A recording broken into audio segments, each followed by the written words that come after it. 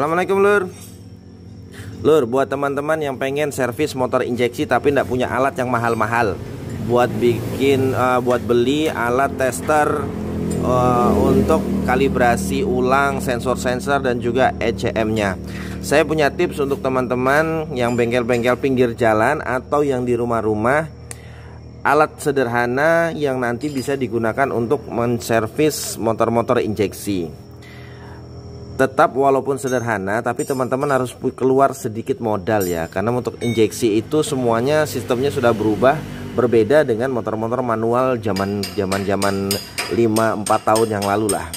Yang pertama Lur, untuk motor injeksi yang paling sering terjadi trouble adalah tekanan dari fuel pumpnya sudah lemah. Fuel pump itu cara manualnya bisa dengan mengukur jarak tembakannya, tapi tetap tidak akan presisi. Teman-teman bisa menggunakan ini, alat fuel pump pressure gauge. Nah ini kalau beli di online ini murah Lur. Ini kurang lebih hanya sekitar 100 ribuan. Ada yang 125, ada ini saya beli 100 ribuan Lur di online. Dengan alat ini teman-teman bisa mengukur semua tekanan dari fuel pump jenis motor-motor injeksi, mulai dari motor-motor matic, bebek sampai dengan motor yang motor-motor sport seperti Vixen, CB, ada Ninja 250, bisa menggunakan alat pressure gauge ini. Ketika kita mencari standarisasi berapa sih tekanan dari satuan motor yang akan kita ukur, tekanan dari fuel pumpnya, teman-teman nanti bisa googling di Google. Berdasarkan standarisasi yang dikeluarkan oleh pabrikan, kemudian menggunakan alat ukur ini teman-teman bisa mengetahui berapa tekanan yang ada di motor itu. Biasanya kalau fuel pumpnya itu lemah, motor itu digas delaynya lambat, delaynya lama. Jadi lemot digas banyak kosongnya. Itu salah satu ciri-ciri pertama fuel pumpnya tekanannya lemah. Contoh seperti di beat. Beat itu tekanan pressure fuel pumpnya standarnya adalah 42 psi. Tapi dia kalau sudah turun sampai ke di bawah 40, itu gasnya udah banyak yang kosong. Dengan menggunakan alat ini teman-teman udah bisa. Kemudian untuk mengkalibrasi ulang soket DTC yang ada di motor-motor Honda, saya biasa menggunakan ini aja Lur. Peniti dipotong ujungnya, yang nanti dimasukkan ke soket DTC sama sensor EOT yang ada di mesin Honda. Saya biasa menggunakan dua, yang ini satunya untuk yang di sensor DTC nya, satunya untuk di sensor EOT nya. Kalau tidak punya peniti nih, teman-teman bisa gunakan bekas spare dari skep karburator vakum. Ini ditarik kayak gini, teman-teman potong. Nah, gini baru dibentuk menjadi huruf V.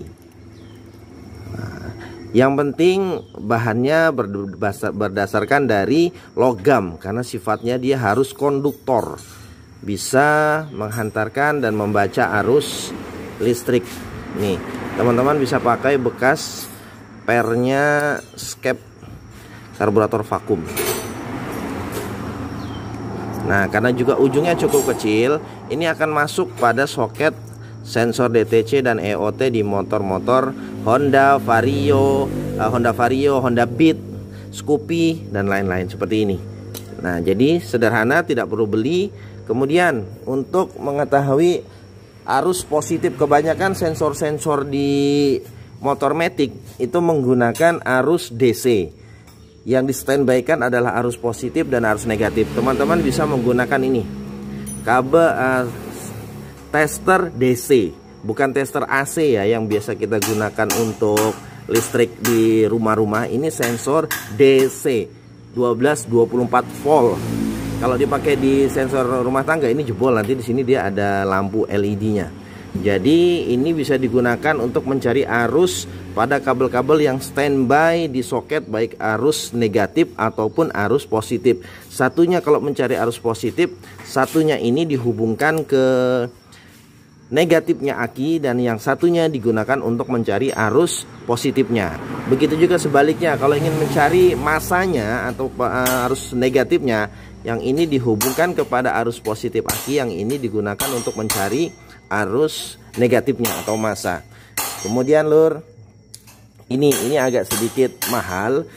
Insya Allah ya tidak lah ya, tapi manfaatnya sangat banyak. Ini multi tester digital.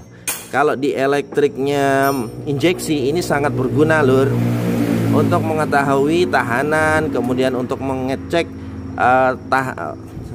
voltase dari aki.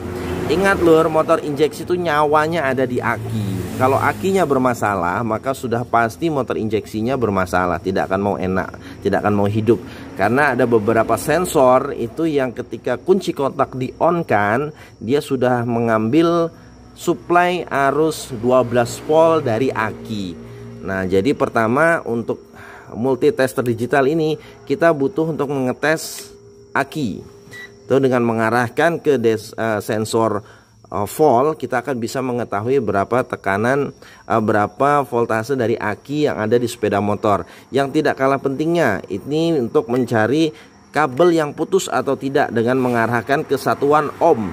Nah, untuk sensor yang digital dia punya menu untuk mengetahui tahanan yang putus atau tidak. Simpelnya kita bisa mengetahui putusnya kabel itu dengan menggunakan multitester ini tanpa harus membuka dalamannya kabel.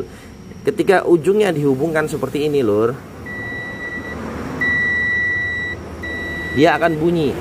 Jadi ketika contoh ini kabel ya lur, misalkan dalam kabel bodi motor kita ingin mencari tahu kabel mana yang putus, kita tinggal menghubungkan antara ujung yang satu yang warnanya sama dengan ujung yang lain. Ketika kabelnya itu tidak putus, dia akan berbunyi.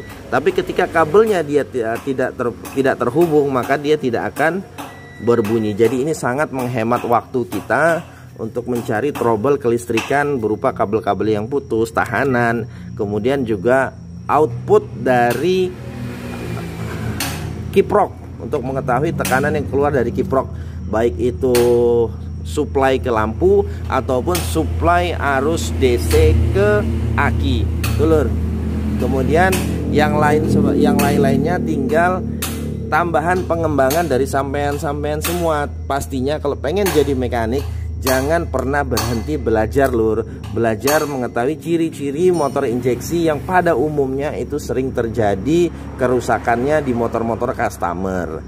Honda Beat, Honda Vario itu semua punya penyakit-penyakit yang menjadi ciri khas. Kalau sudah tahu, teman-teman pasti akan bisa mengatasinya tanpa harus menggunakan alat-alat yang mahal. Alat-alat mahal itu memang memudahkan, tapi tetap tidak menyelesaikan masalah. Tetap skill mekanik lah utamanya lur. Insya Allah segitu dulu lur. Nanti lain kali kita akan membahas lebih lanjut tentang alat-alat sederhana yang bisa dimanfaatkan untuk mengatasi masalah-masalah pada motor injeksi. Semoga bermanfaat ya lur. Silahkan subscribe itu gratis lur.